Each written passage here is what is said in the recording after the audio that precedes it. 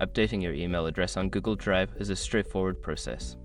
Follow these steps to ensure your account information is current. Step 1. Sign into Google account.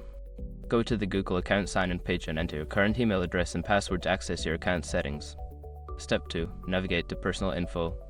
Once signed in, click on the Personal Info tab located in the left-hand menu. This section contains your account details, including your email address. Step 3. Edit email address.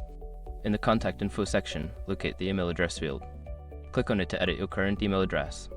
You may need to verify your identity through a security check. Step 4. Enter new email address. Type in the new email address you wish to use. Make sure it is valid and accessible, as you will need to confirm this change through a verification email sent to the new address. Step 5. Confirm the change.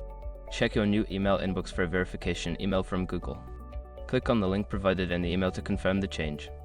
Once confirmed, your email address will be updated on Google Drive. By following these steps, you can successfully update your email address on Google Drive. Make sure to keep your account information secure and up to date.